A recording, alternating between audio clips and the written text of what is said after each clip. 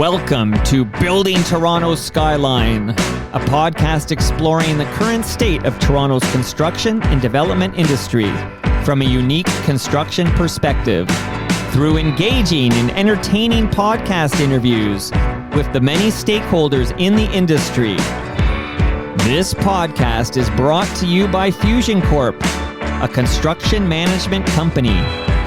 Here's the founder and CEO of Fusion Corp Development, Inc., and author of Building Toronto Skyline and Battle of the Skyscrapers. He's the host of this podcast, Nick Ainis. Okay, sounds good, Mike. How's it going, Nick? Great intro. Very good, very good. You got my new podcast equipment here. Hopefully it goes well today.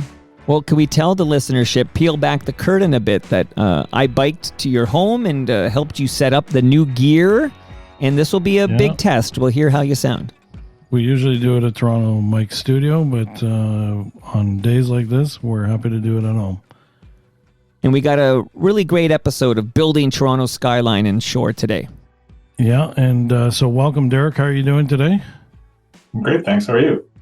Very good, very good. So thanks for coming on, and really appreciate you talking about your story today. This is a very exciting development in the city. It's probably one of the biggest developments in the city. We're going to spend a little bit of time talking about your background, of course, and then we're going to get right into the project, the history, and what's going to happen in Toronto very short in the next, I call it probably a decade or so. We're very excited to hear more about this project. So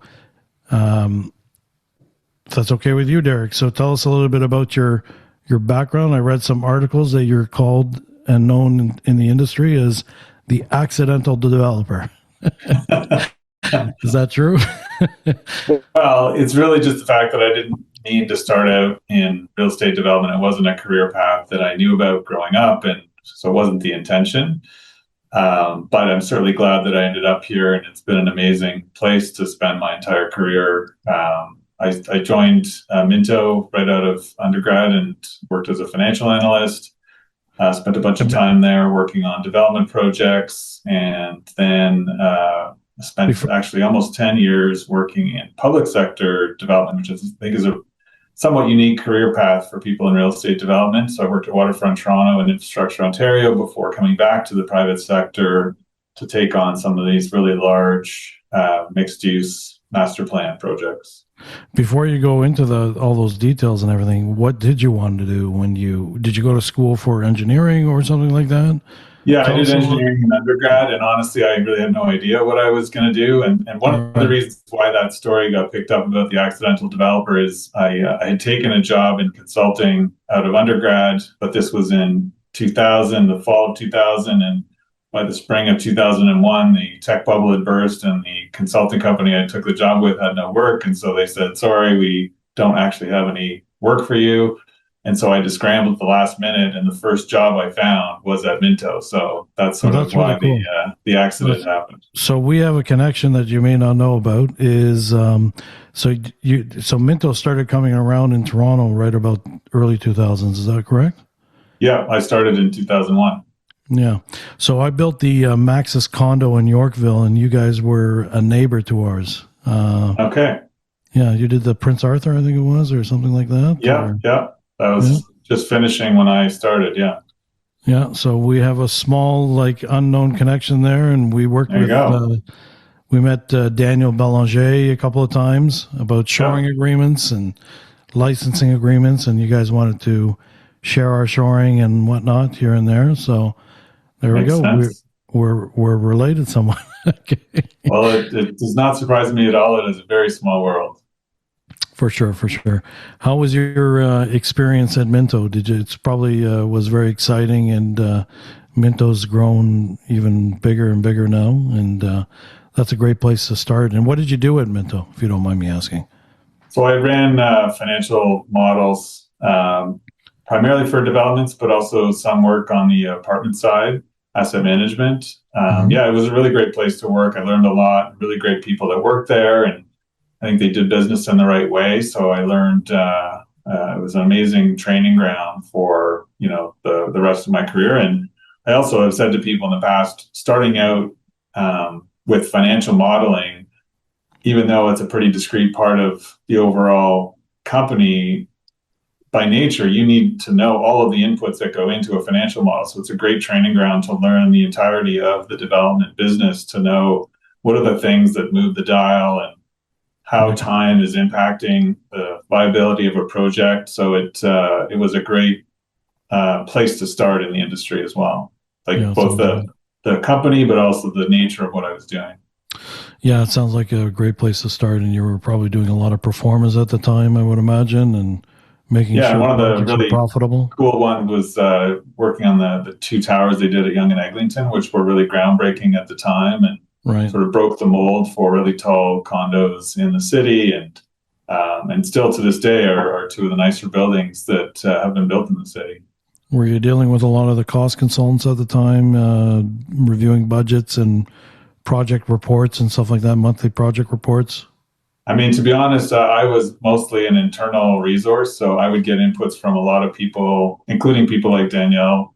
But I was, just sitting at my desk, plugging away at Excel models all day. Yeah. Well, it sounds great. That is a great place to start for sure. Did you get exposure at Minto on the construction side? Did you go to the sites at all ever? Or? Not a ton. Like I said, it was mostly a behind the scenes kind of role, but still got around to see the sites, and even got involved in some of the sales processes. And when we turned over the condo at Yonge and Shepherd, it was an all hands on deck situation, so spent some time up there. It was a great opportunity to kind of get exposure to different parts of the business. Yeah, that's great. And then, so you said you went into some government work afterwards. Can you tell us a little bit about that? I mean, I was really just inspired by what was potentially happening on the waterfront. So I actually started attending public meetings in the early 2000s about what could happen on the waterfront. So just being a member of the public, going and sharing my views and learning about what the plans were for the revitalization of the waterfront, and just got really intrigued by the possibility. And if you recall, back then, 25 years ago, it was mostly industrial on the waterfront, and there was a lot of talk about how there was potential, but there wasn't a lot going on the waterfront. And so Waterfront Toronto, or what was called Toronto Waterfront Revitalization Corporation, had just been formed and given a mandate to change that. And so I was just following it as an interested citizen. And then a couple of years later, I saw a job posting for an analyst at the corporation. So I applied and ended up getting the job, and thought it would be fun to have a more direct role in something that I thought was really exciting. And, I really love the city, and I thought it would be great to have a role that was directly contributing to try to make the city better. Yeah, that's interesting, and kind of leads to your current role too. That's everything is, the pieces are coming together so far. Yeah, and I certainly wouldn't say that it wasn't super strategic at the time. I wouldn't say that I knew that this was the end goal and I was working towards that. But in hindsight, it certainly was helpful to as a stepping stone towards where I ended up being, and so I'm happy about that for sure. Yeah, that's great. And then you said you went into Infrastructure Ontario was next? Yeah, and my intention was to go back to the private sector, but a role came up in Infrastructure Ontario. I knew some people there, and they were starting a land development department. They wanted to take some of the surplus provincial land and do more value add to it before it got disposed of. And so I got brought on to start that team and work on some pretty interesting projects. So, one of the things that I certainly learned in that time is that governments own a lot of really interesting real estate. And when given a mandate to try to find the next use for it, there's some pretty amazing projects. So the one in particular that I'll point out, which was probably my favorite project that I got to work on, was used to be the LCBO's head office down on Queens Quay, which is now been, I guess, half redeveloped, where the LCBO head office is now in a new office building and a couple of condo towers that Menkes ended up developing. So that was a site that just had a warehouse and their office on it, and it was highly underutilized with 11 acres of super prime real estate. And so we worked out a deal to sell that land to the private sector and repurpose the proceeds for the government. Yeah, interesting. It's amazing to be part of creating some vision from excess government lands is very cool. Yeah. So after that, you got back into the private sector? Yeah, and I got to know some of the people at Great Gulf through my time at Waterfront Toronto, and then when first got bought the Unilever soap factory site, and they were trying to figure out what to do with it. I had reached out to them actually when I heard about it and said, "This is a really cool project. I'd love to work on it."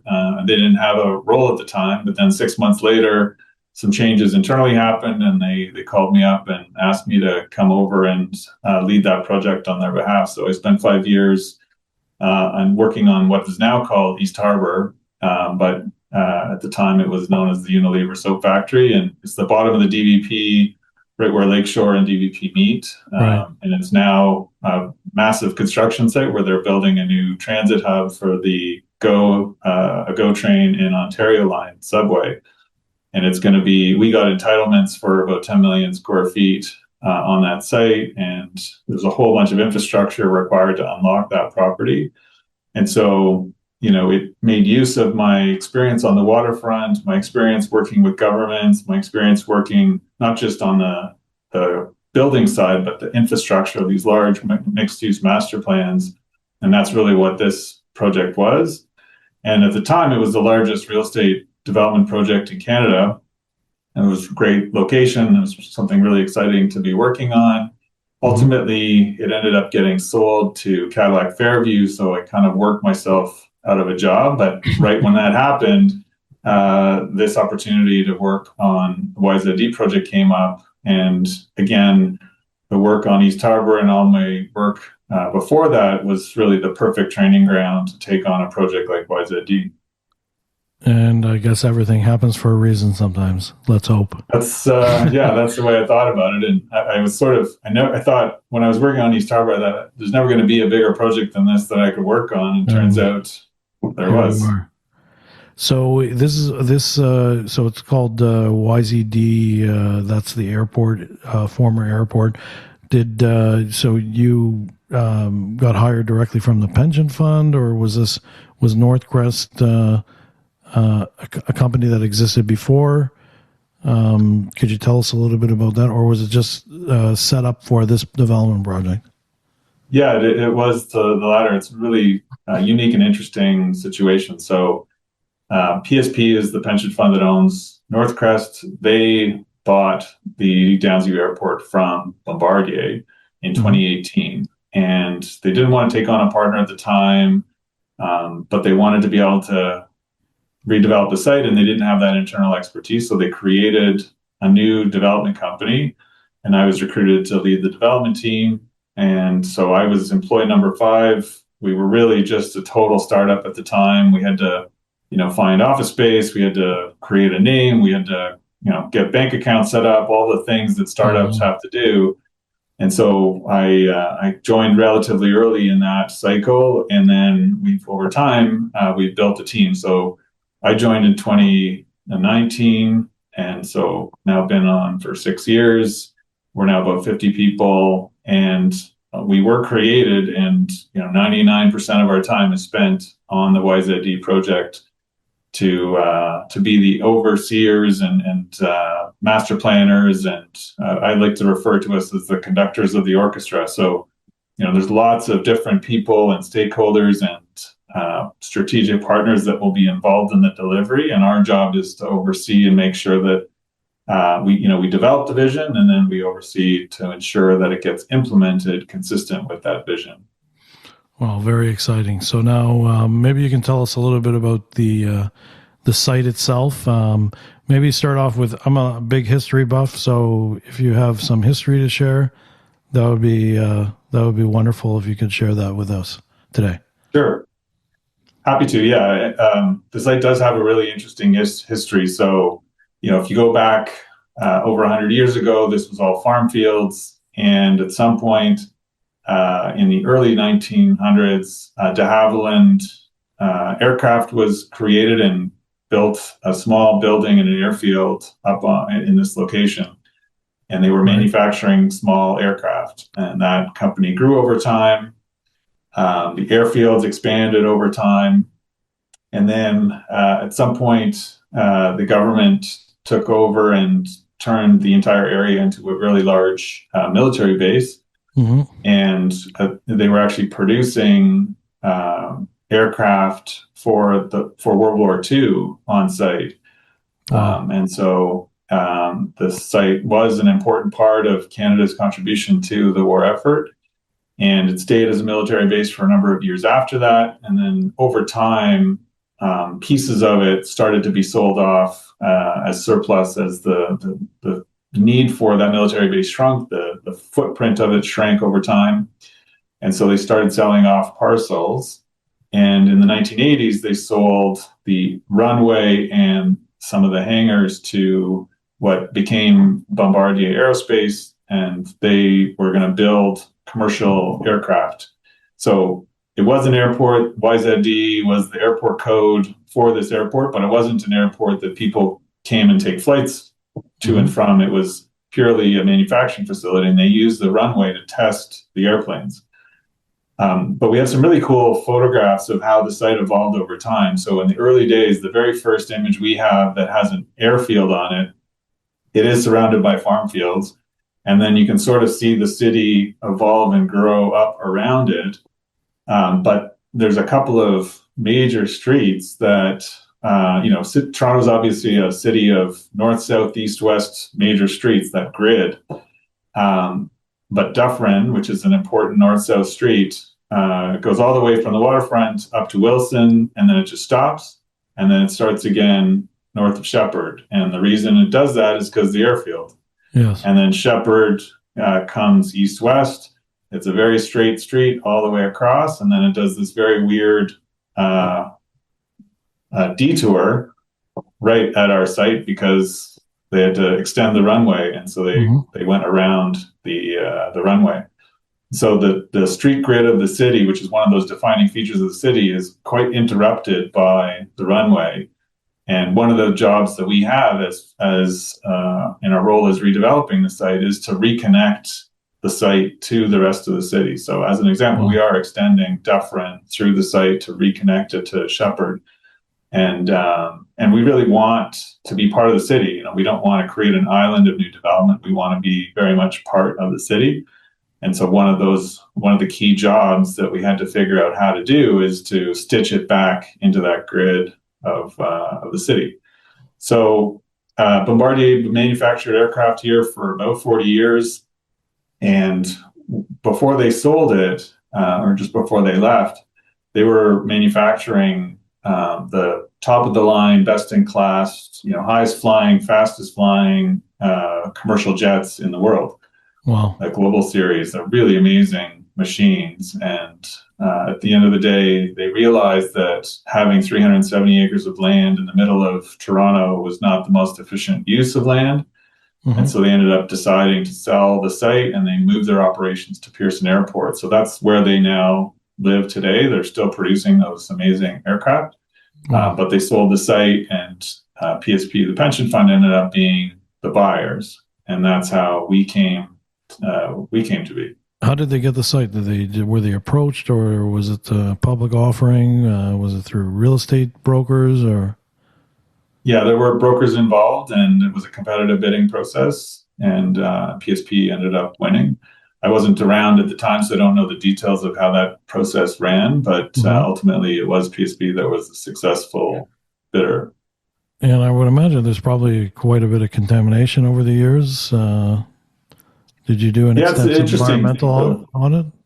As I mentioned earlier, I spent a lot of time working on the waterfront. And again, because of the industrial nature of the waterfront and, when all of that development was happening on the waterfront, there were no environmental regulations. So I got used to working on really impacted sites. Right. Some of the most contaminated land in the city is down on the waterfront, and a lot of cleanup has happened now. But so that was my reference point. Right. When I came up to this site, I was pleasantly surprised how little contamination there was relative to what I'm used to. Right. So, as you probably know, Nick, there are no clean sites in the city of Toronto. It's just a matter of relative. And so for me, I was pleasantly surprised that there's much less contamination than I would have expected, given the history of the site. So the joke we have here is like when on the runway itself, the only contaminant we found for the most part was salt, because they used to salt the runway in the winter to keep it clear. Well, that's an easy one when you want to get rid of that. So, so that's amazing. Thank you for the history there. That was very informative. And tell me a little bit about, start off with like your, 30,000 feet global view of the site. Tell us what it's going to be. And I know there's various districts.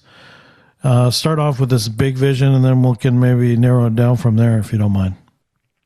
Sure, yeah. And, it was an incredible opportunity and experience to join right when, the acquisition happened and the team was getting formed. So, we had as close to a clean sheet of paper as you can have with a site like this, no established vision, and the fact that 90+% of the land was vacant. It's a very unique and interesting situation, which turns out to actually be a bit of a challenge. When you're trying to create new places, the history of the places, what's existing, those are the things that help form what a new community is about and give it character.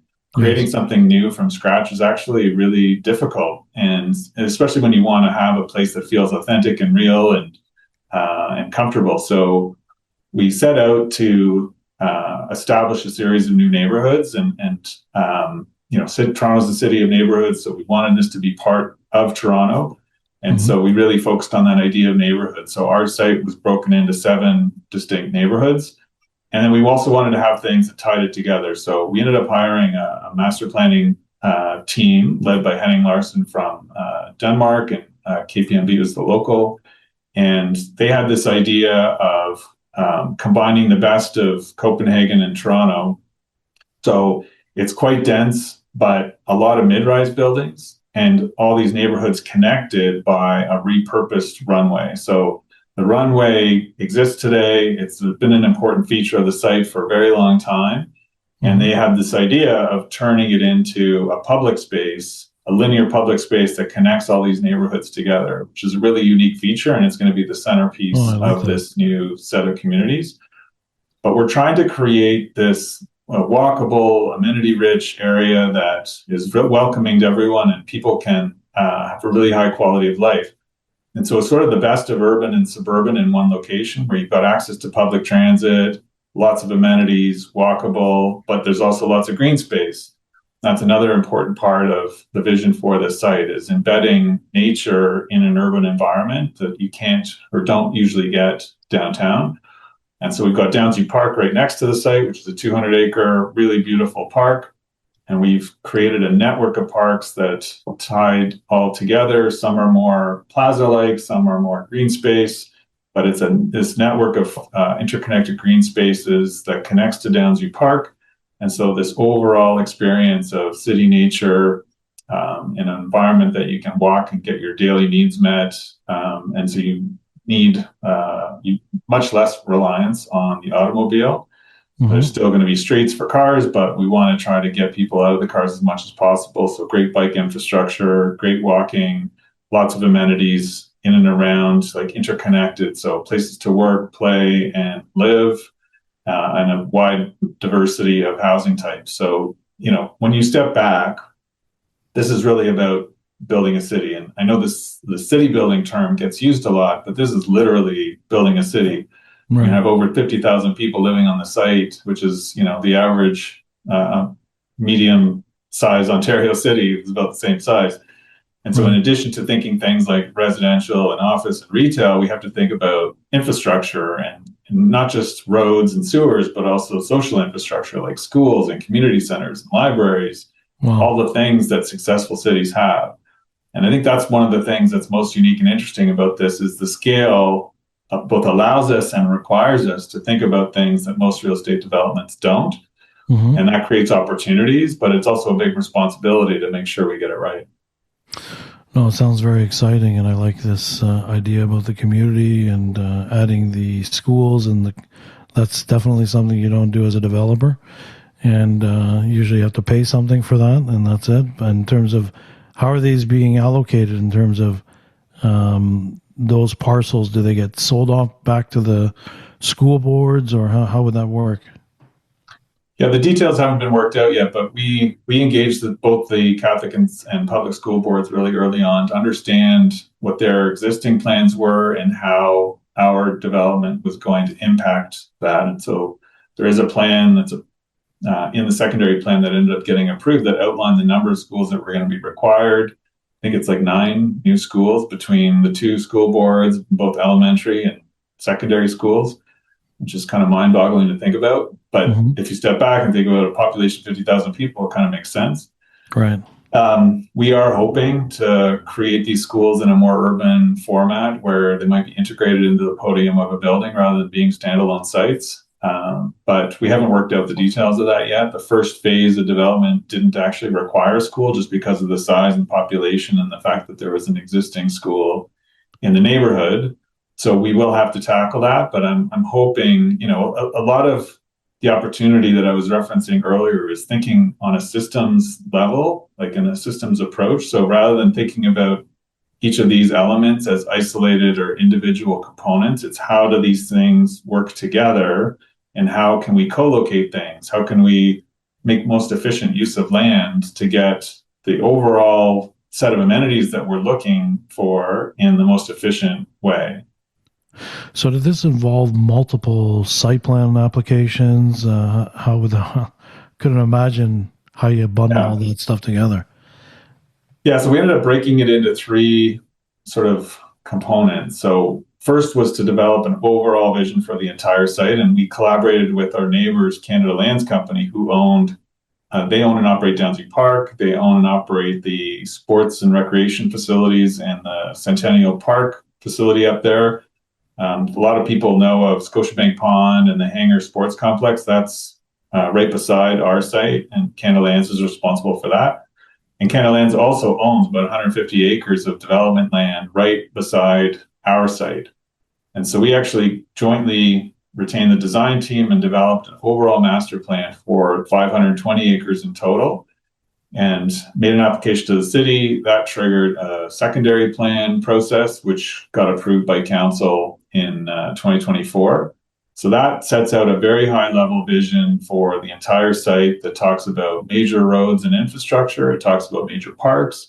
It talks about the overall density and overall land use, but does not get into specific things like building heights and exactly what's going to go where. Right. And so that plan granted our site 36 million square feet of development opportunity. So that's the first level.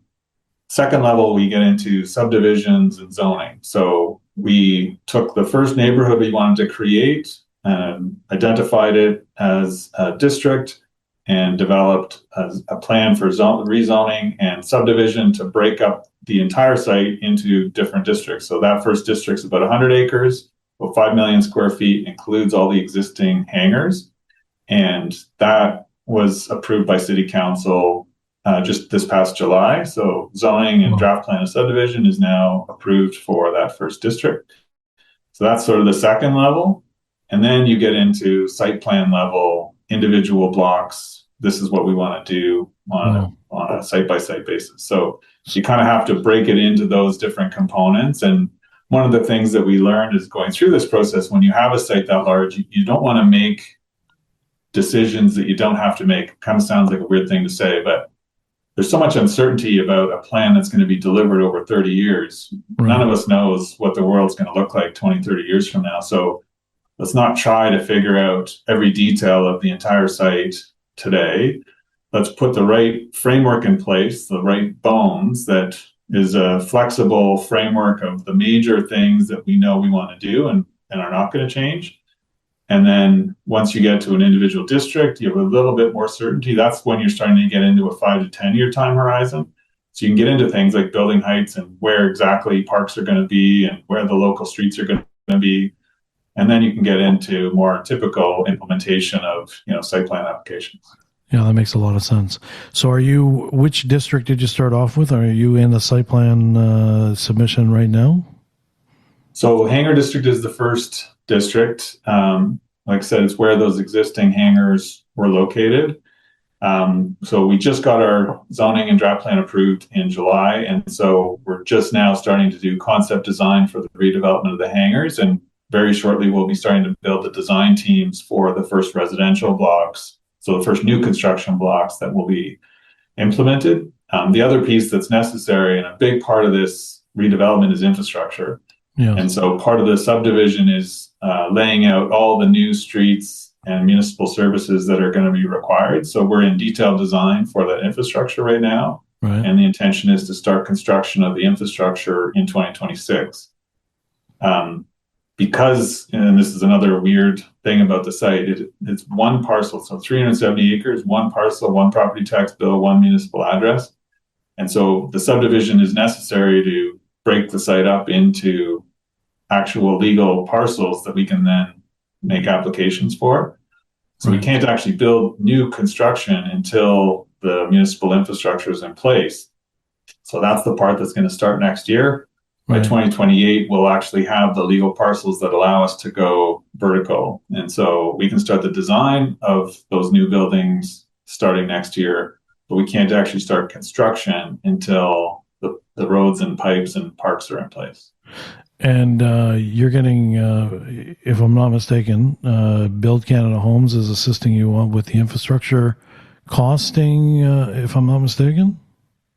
Well, we've had some conversations with Build Canada Homes. It's obviously a brand new organization, and we're trying to understand exactly how we can work together. They have a mandate to deliver lots of affordable housing, and we have a commitment to build 10% affordable housing for the site.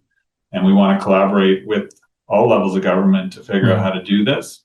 And, because of the scale of our site and the fact that we're ready to go, we definitely see opportunities to work with governments to help them achieve their public policy objectives, including things like affordable housing. We also need to work with governments on how the infrastructure is going to get funded.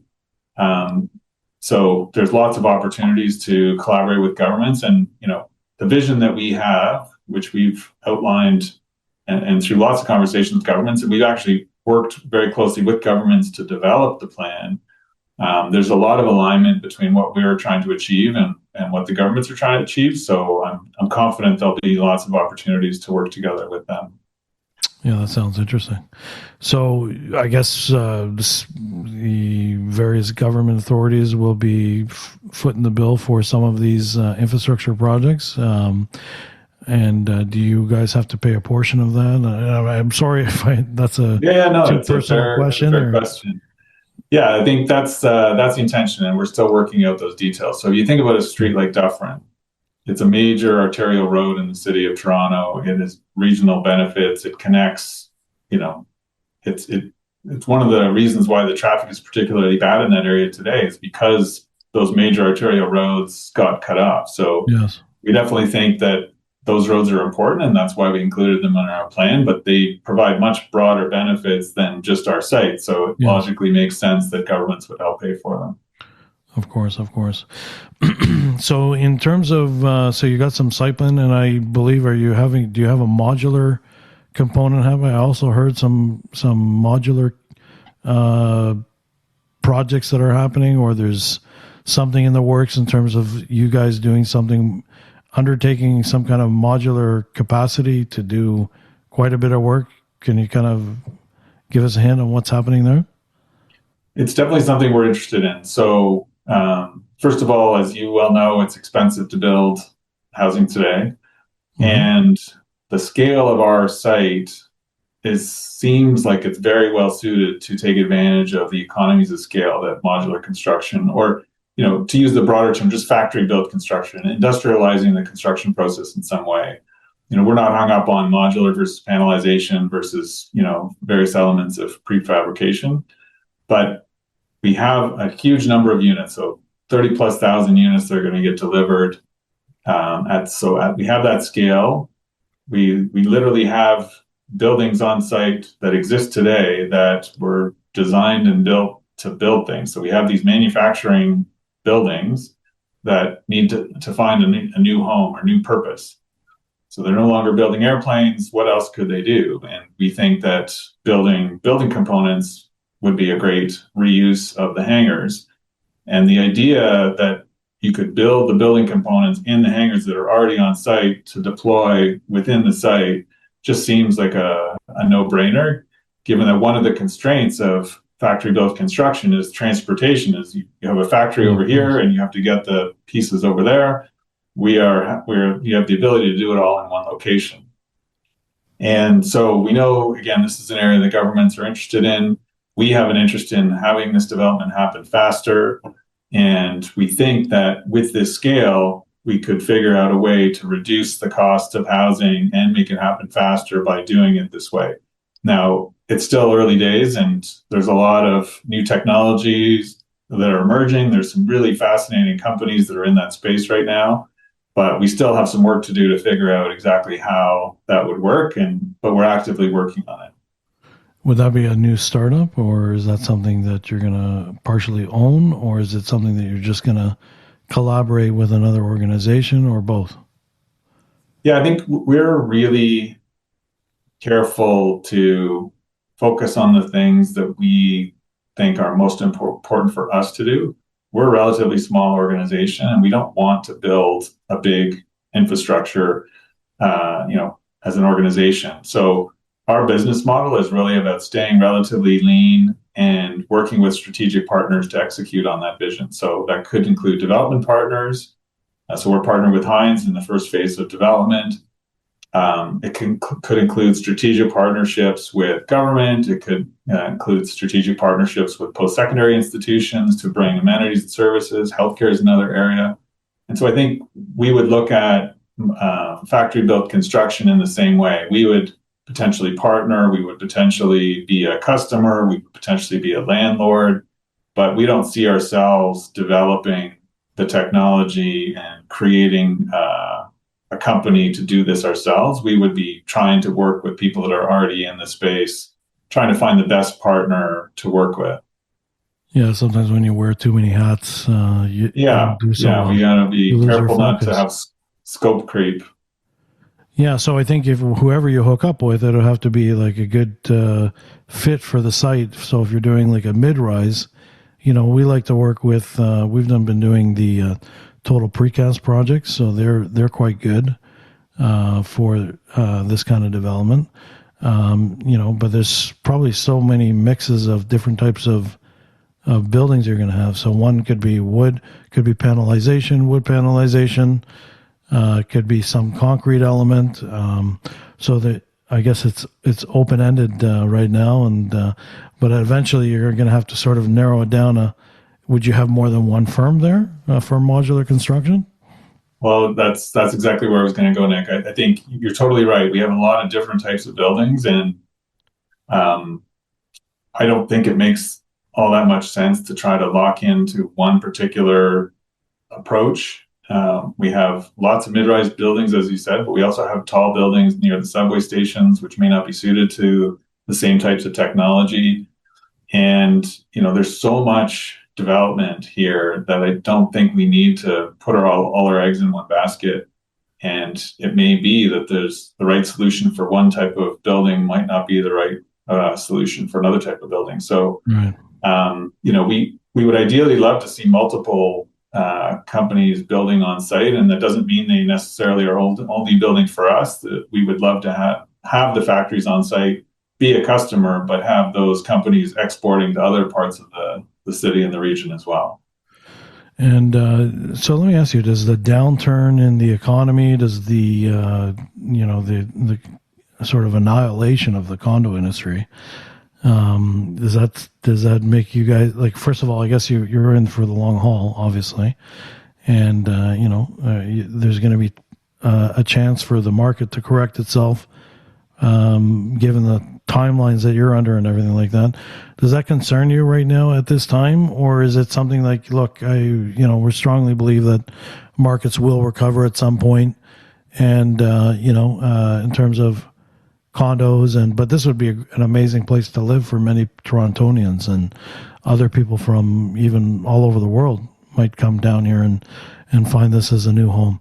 So does the market concern you? The current state of the market, does it concern you right now, or are you thinking, we have a long-term vision and I'm not concerned at this time? It's a great question. So, it's certainly not good news, but I'll say a few things on it.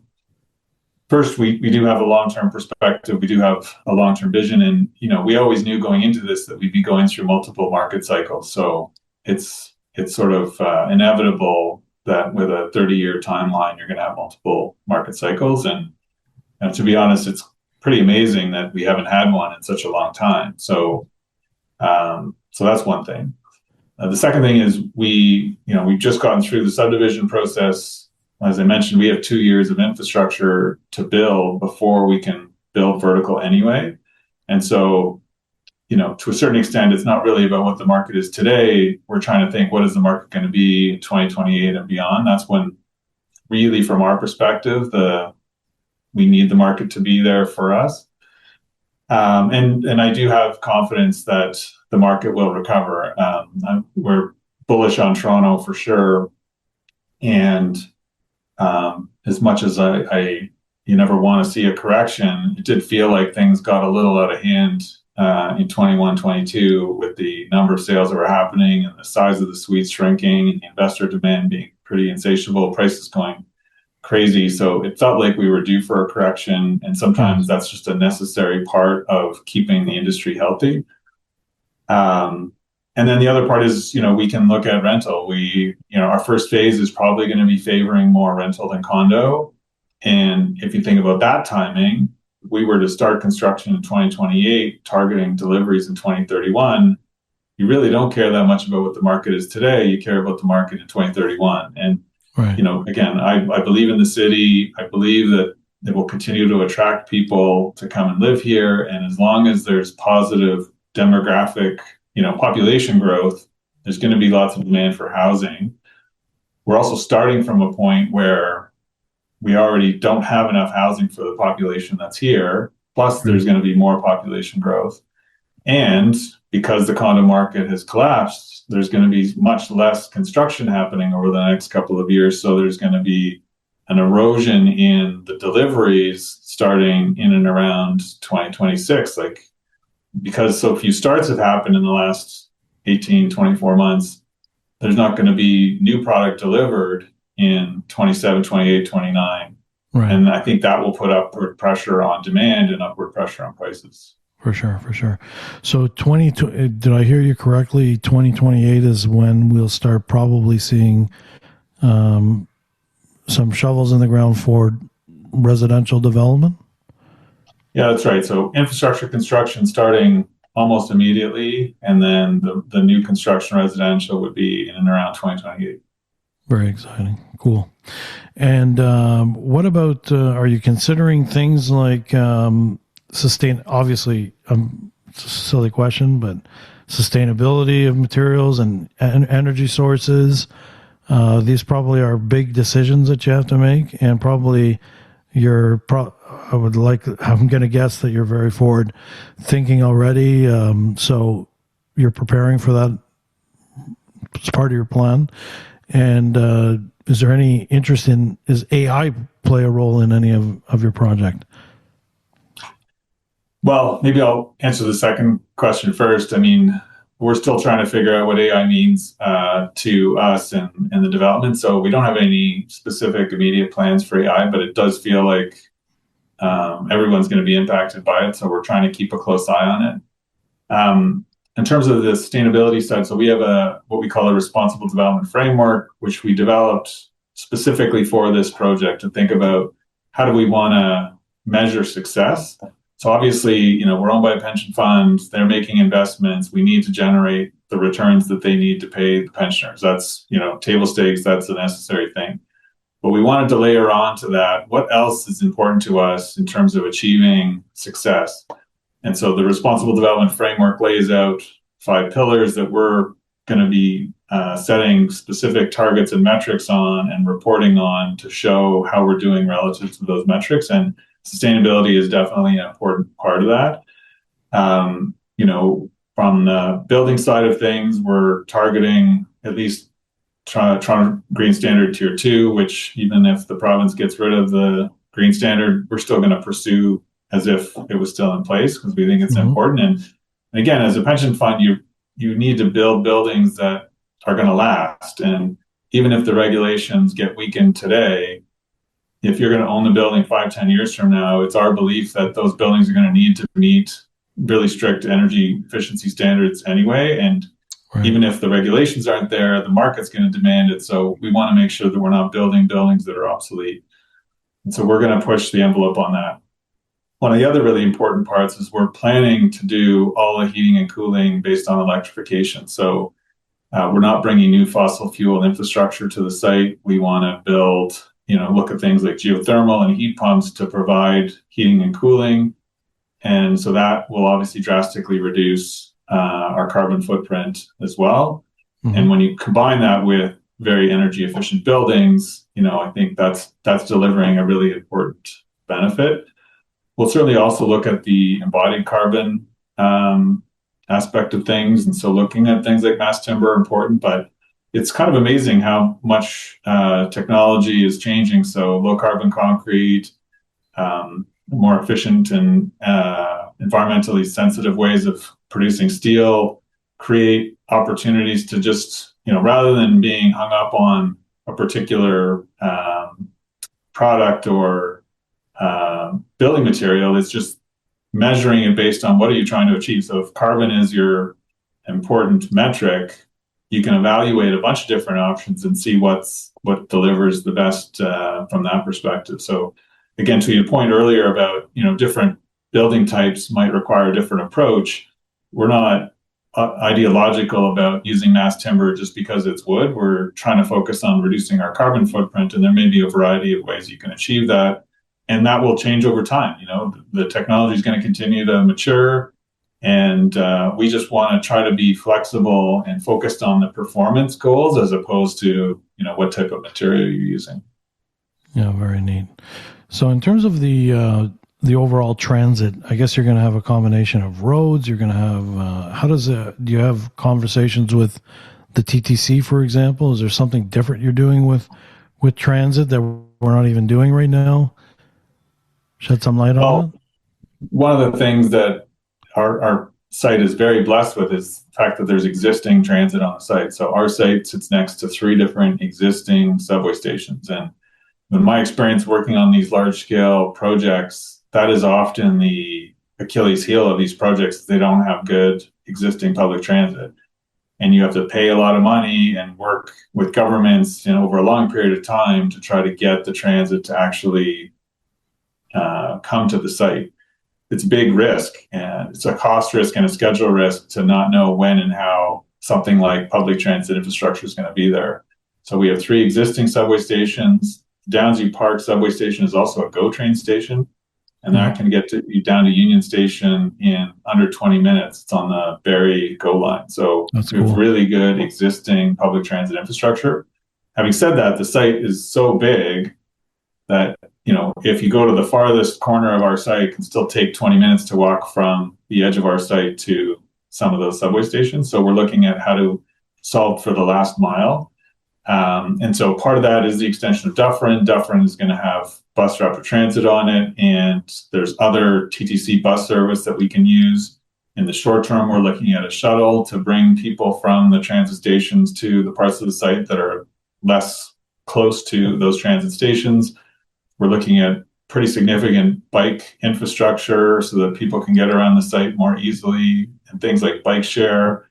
So it's not one thing; it's a whole combination of things that tries to solve that challenge.